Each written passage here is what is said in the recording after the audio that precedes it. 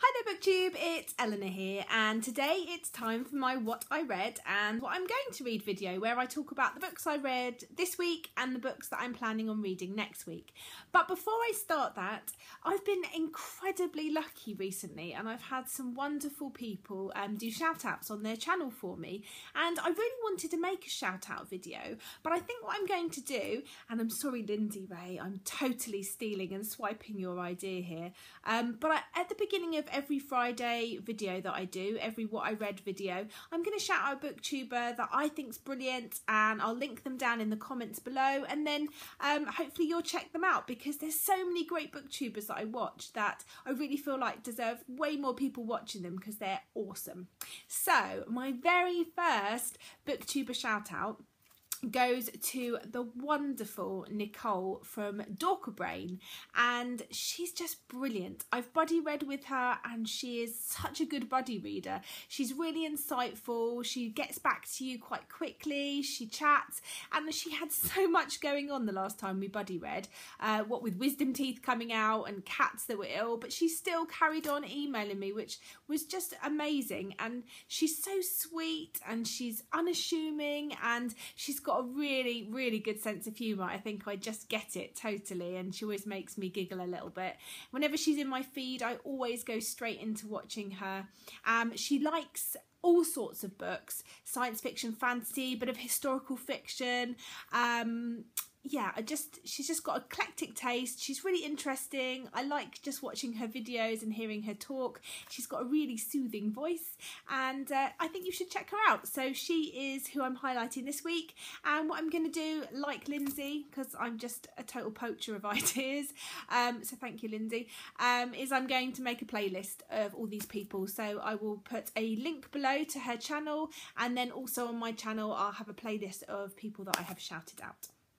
Okay, anyway, so just to prove that I am actually human, I haven't read as many books as I normally do this week. I've read 2 books and a bit. So, and I love sometimes, you know, often when you watch my channel, I know a lot of you comment, my God, you're a reading machine, and I might read like 6 books in a week, but it depends what book I'm reading. And if I'm reading a book that requires me to read it a bit more slowly, to sort of digest it a bit more, then I'm quite happy with just reading 1 book a week, or even just sort of getting through a bit of a book. So this week I had some really interesting books. The first one was an adult fiction book that I was lucky enough to be approved for on NetGalley. So full disclosure here, it was a NetGalley ARC, and it's called The Little Paris Bookshop by Nina George. When I read the synopsis of this on NetGalley, I knew it was a book for me. I love books about books, and I just knew that I was going to love it. The story is about Perdue, and he's a bookseller, and he owns a book barge in France. I mean, how amazing is that? And he's very quirky. He reminds me, this story sort of reminds me a little bit of like Chocolat, and those types of stories where the person in it has got, you know, some sort of tapping into their customers, and he'd go so far as to not sell someone a book because it just wouldn't be right for them, and he can sort of sense what they need in their life and how their life's going, and sort of point them in the right direction of a piece of literature that can really help them. And I just thought that was such a wonderful concept, because literature really does help people, and reading the right book at the right time can really make a difference. We're constantly talking on Booktube about, you know, those books that have got gay characters in, or those books that have got different races or diverse characters in, or that are dealing with suicide or mental illness or death, or you know, all sorts of different things. And if you read that book at the right time, it can really help you to make sense of things that are going on in your own life. So I thought that was a really wonderful concept. And yet Perdue has his own problems, and I don't want to tell you what they are, but there's something that's happened in his life that's caused him quite a lot of heartache, and we follow him as he takes this boat along with a few guests from Paris to Provence to unravel the mystery of what's been going on in his life. I really enjoyed this story. It was a really good read. It was a great general fiction book.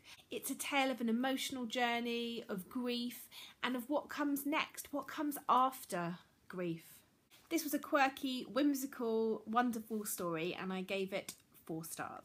So then after this, I moved on to my buddy read of this week, and that is State of Wonder by Anne Patchett, and I read this with the wonderful Stephanie at Time to Read, ! If you're looking for her channel. And yeah, I wasn't sure what to expect from this. This was recommended by numerous people, but mainly I'd heard about it on Jenny King's channel. She loves Anne Patchett, and she said this or Bel Canto are where to start. So myself and Stephanie said, right, we're going to do State of Wonder. And I really, really enjoyed it, way more than I thought I would.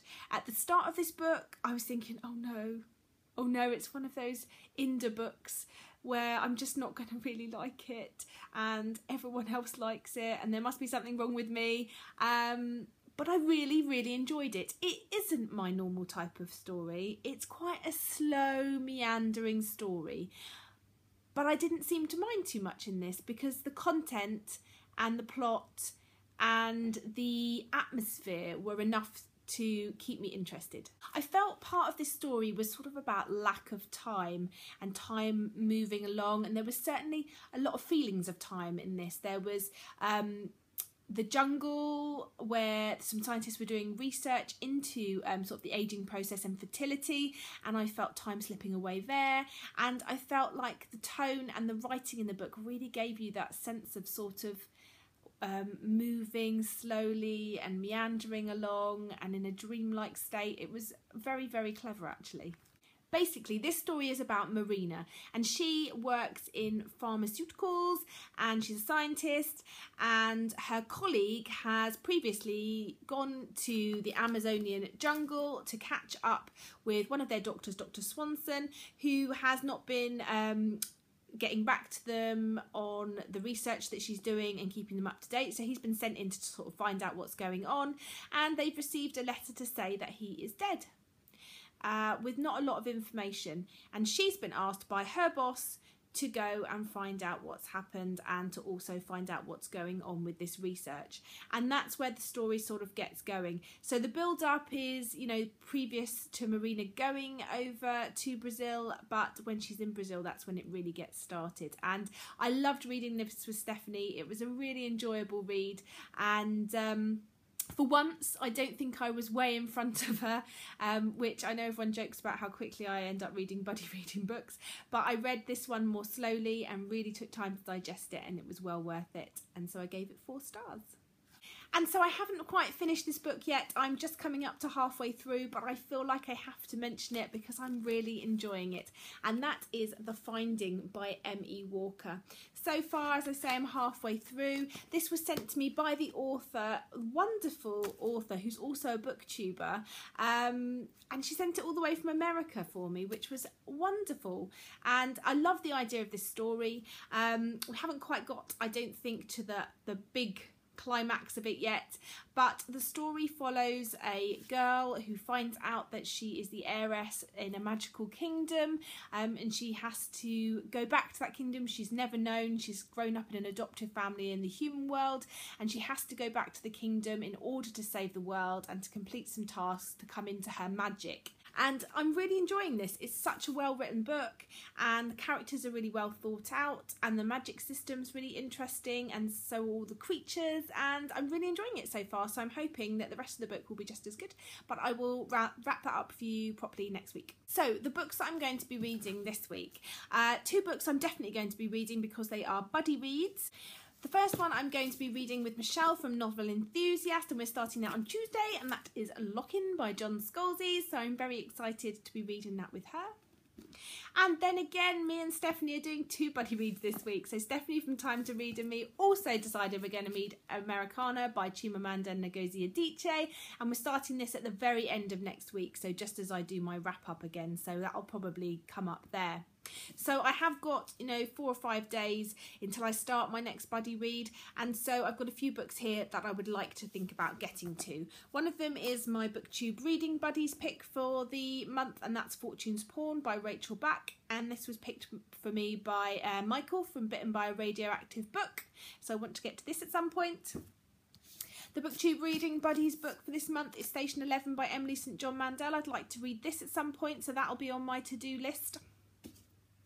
And then I've got two other arcs that I really want to read. One is An Ember in the Ashes by Sabaa Tahir. I hear this is meant to be a really good, I think it's YA fantasy, so I'm interested to give this one a go. I was very kindly sent a arc of a book for to write a review. I'm a reader reviewer for a website called lovereading.co.uk. I think I've mentioned it a few times in previous videos, and they send me a list via email to all of their reader reviewers, and if you get in quick enough, sometimes you get one of the books that you've picked. Anyway, I picked this book because the synopsis sounded absolutely brilliant, but it didn't tell you how many pages, and I received it about 3 days ago, and they want a review in the next week or so, and look at this. It's huge. It's absolutely huge. I think it's nearly 900 pages. So I'm going to have to get started with this at some point.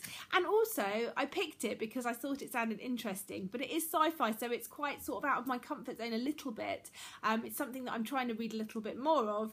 But so I've got that in addition. And it is Sevenses by Neil Stevenson. I know that a lot of you probably have read Neil Stevenson, but I haven't, and I'm starting here with this mammoth of a book. So yeah, I'll read you the back of this one actually, because it does sound quite interesting. What would happen if the world were ending? When a catastrophic event renders the earth a ticking time bomb, it triggers a feverish race against the inevitable. 5,000 years later, their progeny, 7 distinct races, now 3 billion strong, embark on yet another audacious journey into the unknown, to an alien world utterly transformed by cataclysm and time, Earth. I think it sounds really good. I may get to this one, it's very floppy, next, because it really needs to be read, but we shall see. Anyway, that was a really long video. Thank you so much for sitting through it all, and hello to new subscribers, and thank you for coming over from various channels and people that have been wonderful and shouted me out. So don't forget to check out Nicole from Dorka Brains channel, because she is awesome. And yeah, I look forward to speaking to you soon. Let me know what you're reading, what you've read, have you read any of these, all the usual, and much hugs and loveliness from sunny England for once. Bye for now, Booktube.